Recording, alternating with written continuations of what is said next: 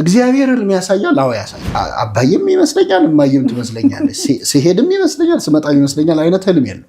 ሰይጣን በህልም ስላታልላቸው ብዙ ሰዎች ታሪክ ብሎ ታገኛለች። ትልቁ ሜዲቴሽን ጸሎት ነው። ከህዝቡ ጩኸት በላይ የሙሴ ዝምታ ተሰምቶ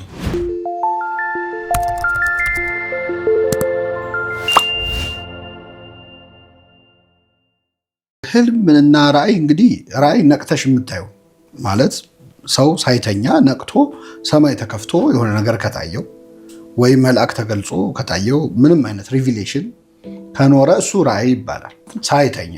ህልም ግን ተኝተን የምናየው ነው። በእውነት በጣም ህልምን በጣም ለሚያምኑ ሰዎች ብዙም ደስ የማይል ነገር ነው ልል የምችለው። አሁን የቤተክርስቲያናችን የመጀመሪያ አራተኛው መቶ ክፍለ ዘመን ሞናስቲሲዝምን ወይ ምንኩስናን የጀመረው ቅዱስ እንጦንስ የተናገረው አንድ ቃል አለ። ህልምን የሚያምን ሰው የዲያብሎስ መጫወቻ ነው ይላል። መጀመሪያ ህልም ከሶስት መንገድ ነው፣ ከሶስት ነገር ነው የሚታየው። አንደኛው ከእግዚአብሔር በቀጥታ እግዚአብሔር የሚያሳየው ህልም አለ።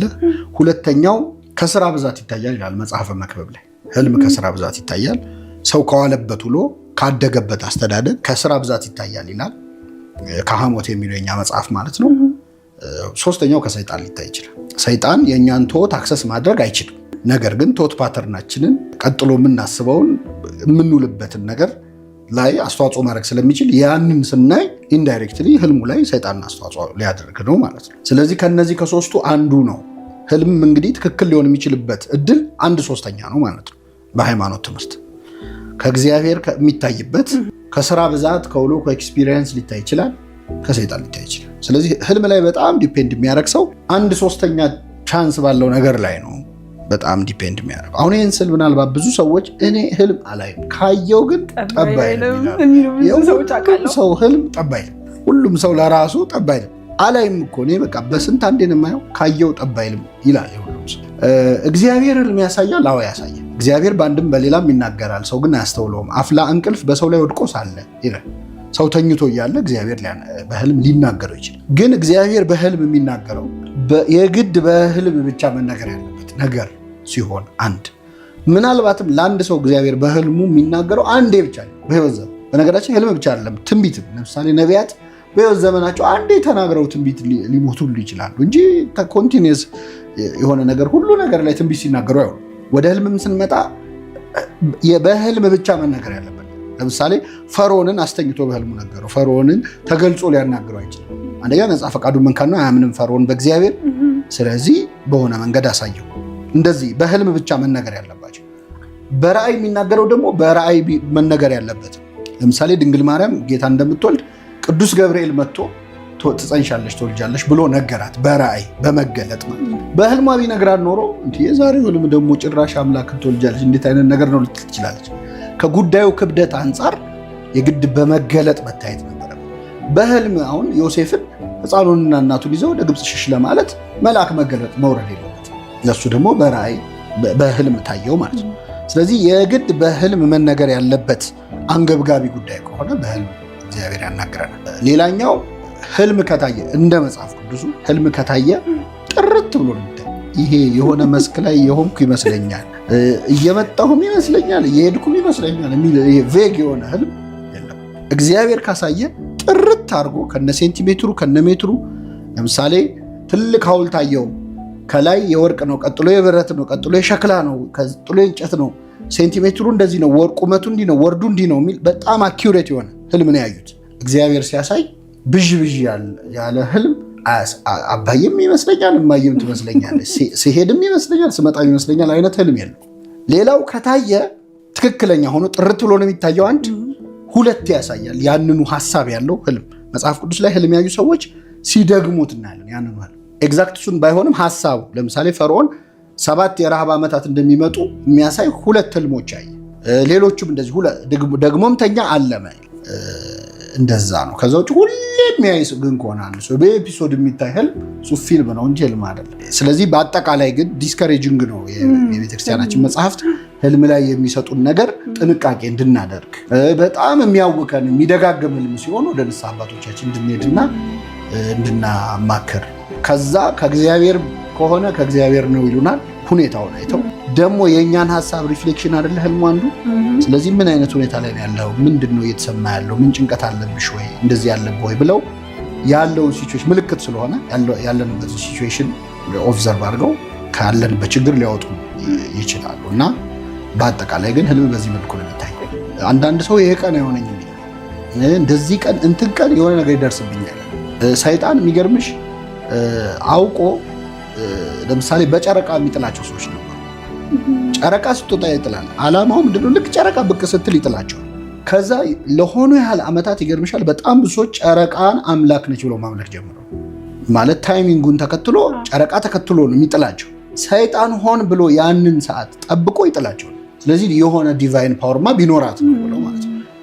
ከዚህ በላይ ፓተርን ማንበብ አለ። አሁን አባቶቻችን የሚላሉ እቅዳችሁን አታውሩ በአፍ ይሄዳል ይባላል። በአፍ ይሄዳል ማለት ሰይጣን ይሰማዋል ነው። እና እንዲህ ላረግ ነው ራሱ አትበሉ የሚባልበትም አንዱ ምክንያት እናደርጋለን ብለን የምናስበውን ነገር ከማውራት በፊት መጀመሪያ ብንይዘው የሚመረጥበት ምክንያት ያ እና ከእንደዚህ አይነት ጋር በተያያዘ ኦልሬዲ በዛ ጉዳይ ላይ ያለንን ፍርሃት፣ በዛ ጉዳይ ላይ ያለንን ጭንቀት የእኛን ፕሪጁዲስ ተጠቅሞ ይረብሻል። ያውከች ደግሞ ከእናንተ ፊልድ ደግሞ ምንድነው አንዳንዴ ብሬናችን የሰራውን ያወራውን አይደለም እና የሆነ ነገር ሳልሰራው በጣም ካወራሁት የሰራሁት የሆነ ነገር አድርጌ ጨርሻለሁ ትያለሽ፣ ግን አውርተሽው ነው እንጂ አልሰራም። እና ቀድመን አውርተነው አንዳንዴ እንረካለን እና ሰውነታችንም ያረገው ያህል ይመስላል። በመጀመሪያ እንደውም ወደ ዜና ወደ አባቶች ታሪክ ስትመጪ ሰይጣን በህልም ስላታልላቸው ብዙ ሰዎች ታሪክ ነው ታገኛለሽ።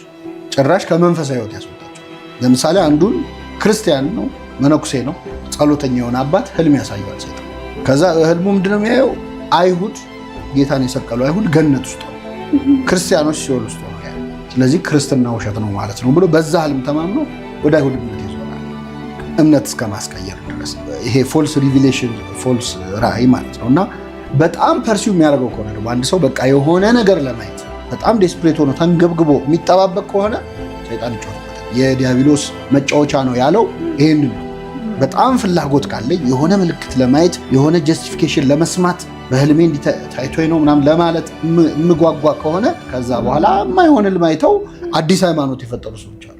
የገዛ ህልማቸው አሳስቷቸው ማለት ሰይጣን ውስጣቸው ያለውን ፍላጎት መነሻ አድርጎ ድንግል ማርያም ታይታኝ እንዲህ ብላኝ፣ ገብርኤል ታይቶኝ እንዲህ ብሎኝ እንደዚህ የሚሉ ሰዎች ማለት ነው። እንደዚህ አይነት ነገር ሲሆን በቤተክርስቲያን ስርዓት እንደሚደረገው ገዳሙስ ቢሆን ከመነኮሳቱ ማለት ወደ አበምኔቱ ሄደው ጸሎት እንዲደረግበት በትክክል ደግሞ ከሆነ አንዳንድ ሰዎች በህልም እኔ አንቺ እንዳገባ ተነግሮኛል ብለው ሴቶች የሚያስቸግሩ ወንዶች አሉ። አንደኛ ደብዳቤ ግልባጭ አሉ አይደለ? ለሱ ከታየ ህልሙ መኖር አለበት እና ጥርት ዮሴፍ እንኳን በማይመለከተው ይዛት ሽሽ ለማለት ታየው አይደል ህልም። ወይ ሚስቴን ልጥራት ብሏል እኮ የሶምሶን አባት ማኑሄ ሚስት ትጸንሳለች ምናምን ሲለው ከሚስቱ ጋር ሆኖ ድጋሚ እንዲመጣ ጸልይ የሚመለከተው አካል ይህን ጉዳይ እና እንደዚህ ብለው ከልት የፈጠሯል። የሆነ ህልማየ እንደዚህ ምናምን ብለው እና በጣም ጥንቃቄ የሚፈልግ ነገር የምንጸልየው ጸሎት ከአባታችን ይጀምራል። ማይንድፉልነስ ወይም ደግሞ አሁን ላይ ማተኮር። አባታችን ሆይ በሰማያት የምትኖር ብዬ የዕለት እንጀራችንን ዛሬ ስጠን ነው የምለው። ስለ ነገ ስለምበላው አይደለም የምጸልየው፣ ስለ ዛሬ ነው። ይትበሉ ለጌሰም፣ ስለ ነገ አትበሉ ነገ ለራሱ ያስባልና ይላል መጽሐፉ። ስለ ነገ አትጨነቁ፣ ነገ ለራሱ ያስባል፣ እንደውም የነገ ክፋቱ ይበቃዋል፣ የቀኑ ክፋቱ ይበቃዋልና ስለ ነገ አታስቡ ይላል። ስለዚህ በተደጋጋሚ መጽሐፍ ቅዱስ አሁን ላይ እንድናተኩር በትናንትናና በነገ ምክንያት አሁናችንን ሉዝ እንዳናደርግ የሚያስተምሩ ብዙ መጽሐፍ ቅዱስ ሀሳቦች አሉ። ከዛ ውጪ እንደ ዮጋ አይነት ፕራክቲሶች፣ ዮጋ ስትሪክትሊ ሌላ አምልኮ ነው። አንደኛ ምን አይነት መንፈስ እየጠራን እንዳላናቀ ምንም ችግር ከሌለው እዛ ጋር የሚደረጉት ሪቹዋሎች ለምን ያስፈልጋሉ? ለስፖርት ከሆነ ሰው በራሱ መንገድ ማድረግ የሚችላቸው ብዙ ነገሮች አሉ። አንደኛ የሚደረጉት ሳይኖች በሙሉ የምንቀመጥበት መንገድ፣ ጸጥ የምንልበት፣ የምንበረከክበት ምናምን እያንዳንዱ ነገር ፖዞቹ በሙሉ የሆነ ነገር ኢሚቴት እያደረግን ነው። ከፍ ሲል የሆኑ አራዊትን የሆኑ እንስሳትን አይነት ሙቮች የሆኑ አይነት ፖዚሽኖችን ኢሚቴት የማድረግ ስራ ነው። ስለዚህ ሳያውቀው ሰውየው አውቆትም ይሁን ሳያውቀው የሆነ አይነት ከልት ውስጥ የሆነ አይነት ሪቹዋል ውስጥ እየገባ በስፒሪቹዋል አይን ማየት ደረጃ ላይ ቢደርስ ምን አይነት መንፈስ እየጠራ እንዳለ ከምን ጋር ኮኔክት እያደረገ እንዳለ አይታወቅም ማለት ይሄ እኔ አላምንበትም እኮ ግን ሰግዳለሁ እንደማለት ነው። አሁን አንድ ክርስቲያን ያልሆነ ሰው የማያምን ሰው ምን ችግር አለው ብጾም ብጸልይ ባስቀድስ ብሰግድ ጠበል ብጠመቅ ግን አላምንበትም እንደማለት ነው። የዚህ ሪቨርሱ ማለት ነው። ስለዚህ ምን አይነት መናፍስትን እንደምንጠራ ምን አይነት ክፉ ነገር በሰውነታችን ላይ እንደምናመጣ አናውቀው። በነፍሳችን ላይ ምን አይነት ነገር እንደምናመጣ አናውቀው። በዛ አይነት መንፈሳዊነት ደረጃ ላይ ብንሆን ኖሮ ይታየናል። ግን ስለማይታየን በቃ ያ ሃይማኖት ነው። ስትሪክትሊ ይህንን መወሰን ያስፈልጋል። የምታመልኩትን ዛሬ ምረጡ ነው ያለው። ስለዚህ መምረጥ ያስፈልጋል። እስከ መቼ በሁለት ሀሳብ ታነክሳላችሁ ነው የሚለው እና ከዛ ውጪ ሜዲቴሽን፣ ጸጥታ፣ አርምሞ እነዚህ ነገሮች ከክርስትና የተወሰዱ እጅግ በጣም ፕሮፋውንድ የሆነ ካልቸር ያለበት ቤተክርስቲያን ውስጥ ነው ያለው። አንደኛ ጾም ኢንተርሚተንት ፋስቲንግ ተብሎ ስሙ ተቀይሮ በኤክስፖርት ስታንዳርድ ሄዶ መጥቶ ካልሆነ በስተቀር ጾም ነበረኛ በሆነ ያህል ሰዓት መብላት፣ አንድ ጊዜ መብላት ምናምን የሚለው ማለት ነው። እኛ ጋር የኖረ ነው ጾም ዘወትር ነው። እኛ ነጭ ነክቶት ሲመጣ የሆነ ነገር አዲስ ነገር ይሄ ቆዳ ከዚህ ሄዶ ሌዘር ተብሎ እንደሚመጣው አይነት ማለት ነው። አንደኛው። ሁለተኛው በጣም የሚገርም የሜዲቴሽን እና የቴራፒ መጽሐፍ መዝሙረ ዳዊት ለየትኛውም አይነት ስቴት ኦፍ ማይንድ ለየትኛውም አይነት ሰው ምድረ በዳ ላይ ብቻውን ቢሆን መዝሙረ ዳዊት ከያዘ ብቻውን አይደለም ማለት ብቻውን ምንም በሌለበት በረሃ ላይ ቢሆን እጁ ላይ መዝሙረ ዳዊት ካለ ብቻውን አይደለም። መዝሙረ ዳዊት ላይ በጣም ደስተኛ የሆነ ሰው ደስታ አለው፣ ኑ በእግዚአብሔር ደስ ይበለን ይለዋል። በጣም ሐዘን ላይ የሆነ ሰው፣ ጥልቅ ሐዘን ላይ ያለ ሰው ዳዊት ጥልቅ ሐዘን ላይ ሆኖ ያናግረዋል። መዝሙረ ዳዊትን የጻፈው እንግዲህ አብዛኛው 80 ምናምኑ የሱ ነው። የቀሩት ሌሎች ሰዎች ከሱ በፊትና በኋላ የኖሩ ሰዎች መዝሙር ነው እና በሱም ዘመን የነበሩ እና በዳዊት መዝሙር ውስጥ ሁሉም አይነት ስቴት ኦፍ ማይንድ አለ። ለዳዊት የኔን ጉዳይ ማነገረው እስኪባል ድረስ ሁላችንም አንዳንድ እንደውም ጸሎቱን ላይ መስማት አንዳንዴ ዳዊት ከፈጣሪ ይጣላል። አምላኬ አምላኬ ለምን ተውከኝ?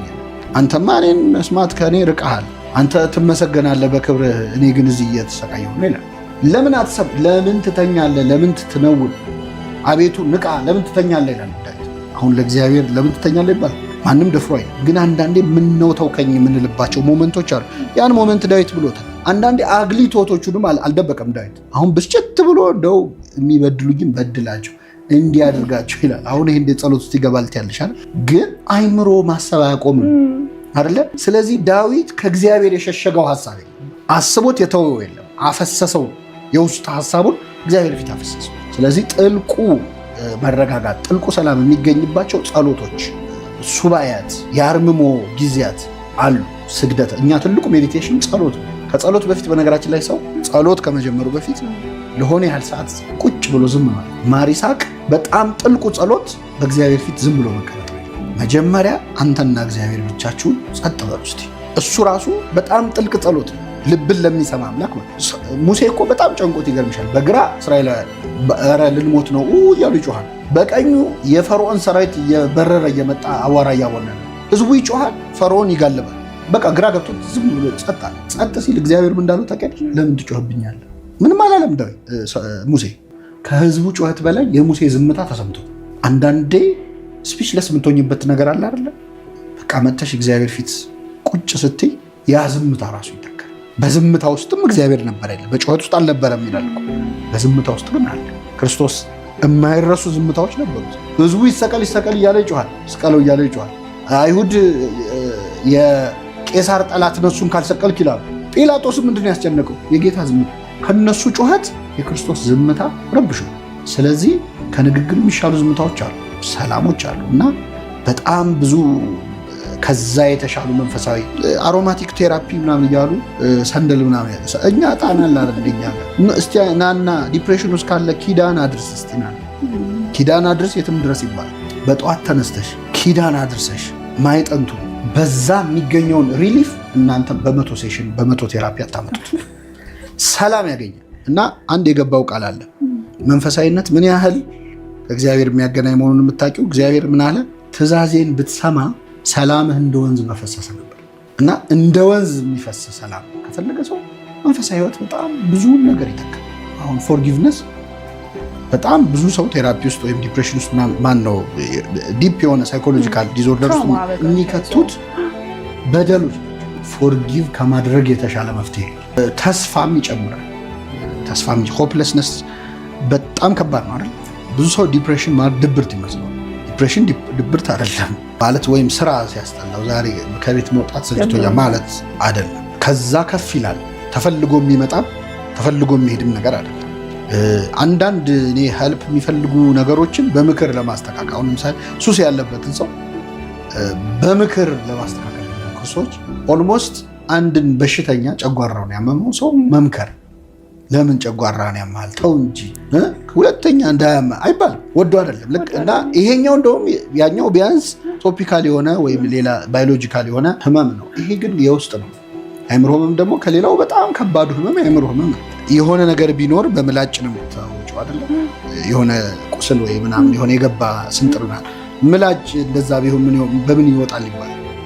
እና አእምሮአችን እጄን ሲያመኝ አእምሮዬ ነው የሚነግረኝ እጄን አሟል፣ እግሬን ሲያመኝ እግርና አእምሮዬን ሲያመኝ ግን አእምሮ ታሟል ብሎ የሚነግረኝ ሌላ አእምሮ የለኝም። እና ለዚህ ነው ብዙ ጊዜ ደህና ነኝ እኮ የሚሉት አእምሮ ህመም ላይ ያሉ ሰዎች ደህና ነኝ ይላሉ። ወደ ጉዳዩ ስመጣልሽ ግን መንፈሳዊነት ጥቅሙ ይሄ ነው። ተስፋ በተለይ ነቢየ እግዚአብሔር ዳዊት ነፍሴ በተስፋ ታድራለች፣ በገንዘብ ታድራለች፣ በሀብት በንብረት ታድራለች፣ በሌላ ነገር አለ በተስፋ ታድራለች። ወአዲ በተስፋሁ ታድር ነፍሴ፣ እንግዲህ ነፍሴ በተስፋው ታድራለች። በደንብ ገብቶታል ተስፋ ሰው ማሳደር እንደሚችል ማለት ነው። መኪና የምንሳፈረው እንደርሳለን ብለን ተስፋ አድርገን እንኖራለን ብለን ተስፋ አድርገን የምንወጣው የምንወርደው፣ የምንተኛው እንነሳለን ብለን ተስፋ አድርገን ነው። ስንሞትም እንነሳለን ብለን ተስፋ አድርገን ነው በትልቁ። ስለዚህ ተስፋ የሁሉ ነገር ነው። ሰው ያለ ምግብ ያለ ውሃ የሆነ ያህል ቀን መቆየት ይችላል። ያለ ተስፋ ግን በጣም ከባድ እና ሃይማኖት የሚሰጠው ትልቅ ነገር ወይም መንፈሳዊነት የሚሰጠው ትልቅ ነገር ምንም ነገር እንዳይደንቀን ያደርጋል። በጎች በበረት ባይገኙ፣ የተዘራው ባይበቅል፣ ፍሬን ባይሰጥ፣ እኔ ግን በእግዚአብሔር ደስ ይለኛል፣ በመድኃኒቴ አምላክ ሐሴት አደርጋለሁ ይላል። በቃ የመጨረሻው ደስታ የመጨረሻው ሰላም የሚገኘው በእግዚአብሔር ተስፋ በማድረግ። ሰው ዝም ብሎ እግዚአብሔርን ተስፋ ቢያደርግ መልካም ነው ይላል መጽሐፍ። ማለት ስራ ይስራ ማለት አይደለም። ከሌሎቹ ስራዎች በላይ ተስፋው ነው ኃይል ያለው። ሌሎች ስራዎችንም ለመስራት ጉልበት የሚሆነው ተስፋው ነው።